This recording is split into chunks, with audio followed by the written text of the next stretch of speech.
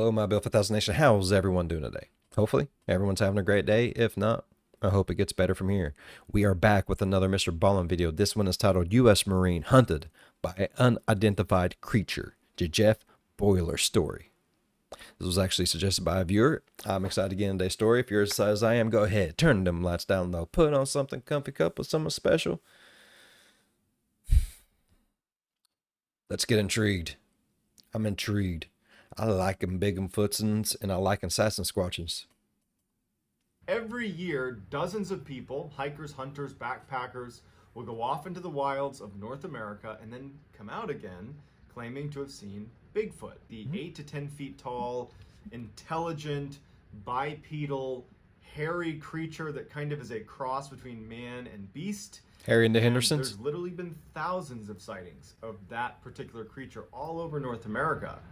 And despite the thousands of sightings, there's never been a substantiated claim, so Bigfoot has become an urban legend. But no matter how you feel about Bigfoot, whether it exists or it doesn't, if you read through some of the first-hand accounts of these people who claim to have seen Bigfoot in North America, some of them are horrifying. And one account that stands out to me as being the most terrifying comes out of Oregon. There's a couple hot spots all over North America where some of the most sightings of Bigfoot occur, and one of them is in Oregon. In particular, it's the northwestern section of Oregon.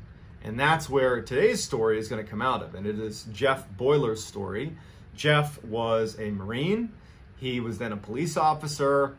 Then he became a deputy sheriff, and then he ultimately became a lawyer. What really stands out to me about Jeff's story is that he strikes me as a credible, skeptical guy who, when interviewed, because he's been on a TV show called Paranormal Witness on the Sci-Fi Channel, he did a follow-on interview. He's you can Google him, Jeff Boiler's Bigfoot sighting. The way he tells the story, it's like he's not trying to dress it up.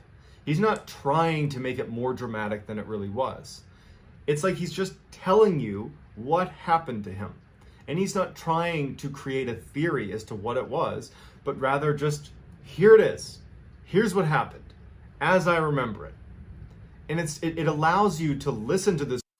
Right. It's always better whenever they're not trying to convince you of something. Like they're just telling you a story. Just always makes it better in my book. I mean, but that's just my opinion. And, you know, opinions are like assholes. Everyone's got one, and everyone thinks their smells amazing. Story and really relate to it. And it makes it that much more eerie as you listen to what happened to him. And so today I'm going to be telling Jeff's story. But before I get into that, if you're a fan of the strange, dark, and mysterious, delivered in story format with lots of distracting hand gestures, then you have come to the right place, because that is all I do, and I upload 3 to 4 times a week. So if that's something you'd be into, I would ask you to please gently disembowel the like button, and then subscribe to my channel and turn on all post notifications so you don't miss any of my weekly uploads. All right, let's get into the story. Back in 1997, Jeff Boiler was a fit, single guy that had been in the Marine Corps for a little while, and then he'd been a police officer.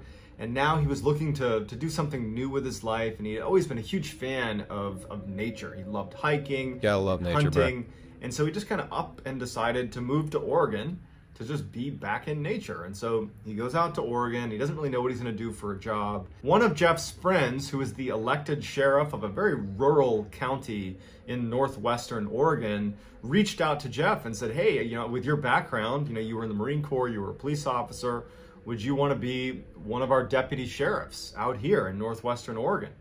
And Jeff's like, wow, great, and took the job. So after being on the job for a couple of months, Jeff is really happy. He loves his job, and he gets off one day from work pretty early, and he steps outside, and he would recall that it was like one of the most beautiful days he had seen in recent memory. It was just this gorgeous day, and even though initially he was planning to just go home, he was like, you know what? I'm going to go on a hike. Gorgeous. He wanted to go to this fairly hard to access section of the woods that was a little ways up the mountain where 20 years earlier he had actually buried one of his very close friends. And so he thought, you know what, today I'm going to make that trip up to his grave. I'm going to pay my respects, that's a good way to spend such a beautiful day. So he hopped in his Jeep and he started driving over to the woods that would take him up to this gravesite. It was an unmarked trail, but he had a map, he knew where it was, so he headed over. Now, Jeff was highly competent in the wilderness, but it needs to be said that he was basically going to be hiking into a section of the Cascade Mountains that was unmarked. This is a very isolated, unmarked area. And in fact, Jeff would even say that sometimes when you would walk around this section of the Cascade Mountains, you would wonder to yourself, has anyone ever been here before? Like, this is such a wild and open expanse. Am I the first person to ever step foot here? It's a section of Oregon that is totally it's an amazing just feeling. Wild. It is an amazing feeling to get to a remote part of whatever. It's like, how long has it been since someone's walked right where I'm walking? Has anyone ever walked right where I'm walking? It's an amazing feeling. Oh, just thinking about it gives you them little goosey bumps. It's like, oh, you get so excited, your nipples get hard. Yeah. So Jeff arrives at the dirt lot that's right on the edge of this forest that goes up the side of this mountain. And before he steps in and starts making his way up, he gets his map out and he kind of roughly charts a course. Because again, there's no trail in here. He puts his map away and he begins walking up this mountain. He's been walking for about 2 hours and the terrain's really bad. And he decides, you know what, why don't I deviate from the course that I was on and try to get to a more open area that might be able to kind of bank around to get up to the gravesite. He looked on the map and he could see that parallel to where he was going up this mountain, there seemed to be a strip of clearing where it might be easier going. It would require a bit of work to get over to it, but once he was there, he believed he could get up to the gravesite. So before he makes that movement over to the clearing, there was a stream running right next to him, freshwater stream, and so he just bends down, he splashes some water on his face, he gets a drink, and before he actually starts moving towards this clearing, because now he's deviating from the path that he intended to take. And this is an unmarked trail. So he knew that he would need to be really certain where he was going. He didn't have a GPS, this is 1997. He just had his map and compass. So he pulls out his map one more time, he looks at where he needs to go, he closes it up. And so he pulls out his compass and he takes what's called an azimuth, which basically is a way to make sure you're going in the right direction. And so he pulls the compass up to his eye, and as he's looking, he sees just to the right of his viewpoint, about 20 feet above him, there is a tree and a boulder, and behind that tree, someone is watching him. And so he lowers his compass and he just kind of glances over, and he can tell that it's clearly a figure. It's got 2 eyes in its head and it's looking at him. And he's not immediately scared. He thinks that this is a person who's kind of poking their head around a tree at him. And it's daylight. He knows he's out in the middle of nowhere, but he's looking up at it. And he involuntarily cocks his head, like, huh? And this thing cocks its head. It's mimicking me. It steps out from behind the tree, and it's this huge, human-looking figure that looks very hairy. It's like 8 foot tall. And Jeff's looking up at it like, that's not a human. And so, not really sure what it is, he instinctively reaches for a sidearm, but he can't get it out of its holster. And he's like fumbling with it, and he's keeping his eyes on this thing that's, maybe 50 feet away from him, 20 feet up on this rocky outcropping. He can't get it out. And the figure's just looking down at him, and it's still got its head cocked to the side. He finally looks down to free his pistol. He draws the pistol, but the creature's gone. And he's like, I gotta get a better look. There was a tree that was pretty high that had a bunch of low branches that he could climb up. That would, if he climbed up maybe 15 or 20 feet, he could probably look over into this rocky outcropping. So he starts climbing up this tree, and he looks. I'd be scared he's now shitless. Level with that rocky outcropping, and he's looking out, and it stretches off quite a ways. There's a whole stretch of forest right there, and he's looking, and he can't see or hear anything. And he's starting to wonder to himself, like, did I really just see that? Is my mind playing tricks on me? Am I hallucinating? Yeah. And so he decides, you know what? I'm going to climb back. Trying to rationalize. It's what we do best. It's definitely what we do best. Down, and I'm going to go up onto that rocky outcropping. Oh, yeah. I wasn't planning to, but now I'm going to, and I want to see if I can see some tracks or just see where this thing went. He's a Marine. He was a police officer. Well, bought a Bigfoot on the booty cheeks. He just didn't really scare that easily, and so he's just kind of curious. And he's armed, And so he climbs down the tree and he starts climbing up this My question is, are Bigfoots bulletproof? Do we know? How many times does it take to shoot a Bigfoot before it stops trying to eat your jack-links. Little rocky outcropping, and he gets up to where this creature was hiding. There's nothing there. There's no scent, there's no anything. And he just decides, you know what? I'm just gonna walk in the general direction that I think this thing went. Because where he was, which was this rocky outcropping, it kind of dead-ended because it's like a cliff. So he could pretty much only go inland and up this mountain. And so he just starts walking. And as he's walking, he's looking for, signs that he could potentially attribute to this creature. He's listening really intently, but there's nothing. After about an hour, he's looking at the map and he's looking around at the terrain, and he's like, I think I'm lost. Like, I need to turn around now.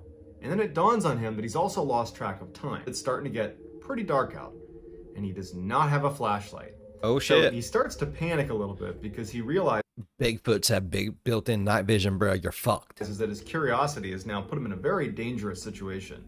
He doesn't have supplies to stay the night. He doesn't have a flashlight. It's getting late, and he's potentially lost. So he tries to compose himself, and he just says, okay, I'm just going to turn around and walk back, because he hasn't seen any indication of this creature or this person or whatever it is. So he turns around and he starts backtracking as best as he can.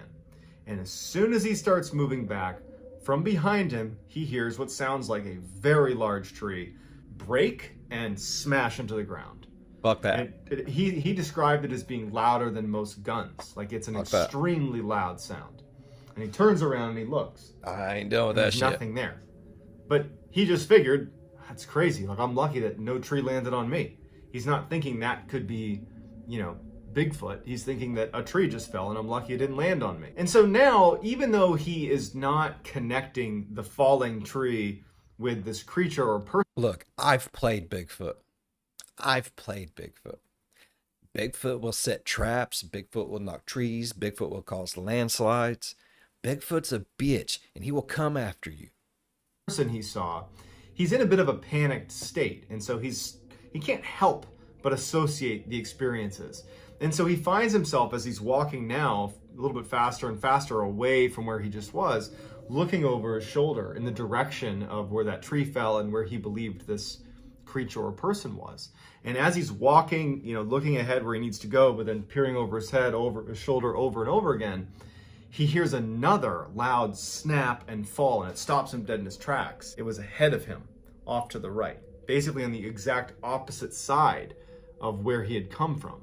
And he's thinking to himself, in all the time that I've spent in the woods, it's so rare to be around a tree suddenly falling, unless it's being caused by another tree falling or some other event. Yeah, it's rare that you would hear two large trees break and fall independent from one another in the same small area but not connected. That's pretty rare. And he's thinking to himself, if that creature or person had anything to do with it, how did it go from over there to all the way over there without me hearing it? It's moving around without me being able to spot it. It's got big feet. It displaces the noise, bruh. So the hair on the back of his neck stands up, and he's starting to feel very uncomfortable. He's being hunted. And so he keeps on walking the path, but begins to veer off away from the second snap that he heard. He figures, I'm just going to split the difference and kind of go a little bit to the left and avoid that falling tree, still keep my distance from this falling tree. Hell, I'm getting nervous. I'm getting get itchy. down the mountain as quickly as I can. And so as he starts moving in this kind of slightly new direction, he hears a third falling tree. And now it's back on his left side, closer to that first one he heard, except it's closer to him now. He turned around and he couldn't see the result of a large tree falling. He certainly heard it, but he's looking and he can't see anything. And he's thinking to himself, like, 3 falling trees, that is not innocent. Something is knocking over these trees. And I think it's that creature I saw. And even worse, as he's thinking to himself, is this creature using these trees to signal to other creatures where he is? Is he being tracked? It's getting closer to him without giving away its own position. He really believed he was being hunted. And so he starts sprinting down the mountain. And as he's running, he's hearing snap, fall, snap, fall. These massive trees are being knocked down on his left and his right side, like you have 2 hunters basically following him, or it's the same one that apparently can move around in the wilderness without being spotted. and he is absolutely terrified. He's running down the mountain, he's falling, he's getting smashed up every time he falls. And he finally, after about 30 minutes of just running straight downhill with these crashes getting closer and closer and closer to him, he reaches this clearing. And he stops abruptly because there's an animal in the middle of the clearing, and it's a deer. And the deer doesn't seem fazed by Jeff. The deer sees Jeff, looks behind Jeff, just off to his side, and it tilts its head back and then turns and sprints away. It wasn't running from Jeff. It was running from whatever was right behind Jeff. And Jeff stops, and he starts turning his head in the direction of where the deer was looking, and he can't see anything. And as he's looking, another tree slams, smashing down right behind where he was. He takes off sprinting. He knows he's maybe a half mile from his car at this point. And now, as he's sprinting through this field, all he hears is just a cascade of these crashing trees as he sprints the final stretch to his car. He pulls out his key and he starts clicking the automatic locks, and he can't tell if it's working. And he's panicking that it's not going to work in time, and he's going to get to his car and it's going to be locked. And he's fumbling with his keys to open the door, and now the crashing has all stopped. And he's just waiting for this thing to jump out and grab him. He manages to open his car, jumps inside, slams it, starts it up, and peels out of there. And then he went back to his office where his sheriff was, and he told him what happened, and he felt ridiculous telling him. And his sheriff was like, I get reports like this all the time. This side of the Cascade Mountains, in that very remote section that you were in, we get reports like that all the time. I believe you. If you want to file a report, go for it, but chances are good it's never going to be followed up with. This is just a phenomenon of being out here in the wilderness. Some people believe it, some people don't. Decades would go by. That's crazy. Share his story, which is why we're hearing about it now.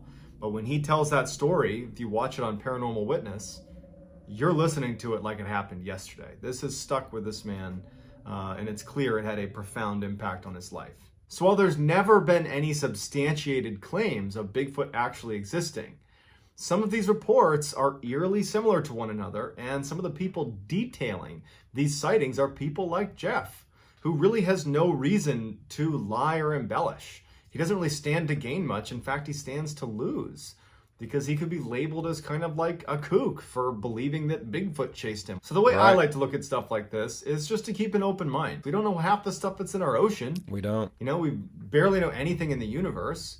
What's to say that there isn't some creature like Bigfoot that's managed to evade, you know, legitimate proof that it exists? I think it's certainly possible. It doesn't mean that I fundamentally believe it's true. It just means that I retain an open mind. But I want to know what you think chased Jeff through the woods. Was it Bigfoot? Was it something else? Or was this just some hoax? And if it was a hoax, are all the other... It was a Bigfoot. Sasquatch. ...sightings hoaxes too? And if you haven't already, if you enjoyed this story, if you would, please gently disembowel the... All right, I really enjoy that story. I love Bigfoot stories. I love Bigfoot. I want to find me a Bigfoot. Keep it like Harry and the Hendersons. Like I said, I really enjoyed today's story. If y'all enjoyed today's story as much as I did, please go down there, leave a thumbs up while you're down there. Go on over, hit that subscribe button, become part of the Bill for 1000 Nation. We do some crazy shit here, bruh. And when you want to know, if you want to know when that crazy shit happens, go over and ding that bell. It don't work. It don't. But if you ding it enough, maybe it might. It still probably won't. It really won't. And I keep it buried deep down in my description. But if you go down there far enough, you might find the link to my store. We got some nice, amazing merch, good quality stuff. We even got some stuff up for the holidays. So if you want to spread the Bill for 1000 cheer to your family and friends, hop on there. Grab you a few things. You might be a little surprised. As always, be good to one another. I'll see you in the next one. Bye-bye. Yeah, I'm telling you, Sasquatch is real, bro. No one can tell me otherwise.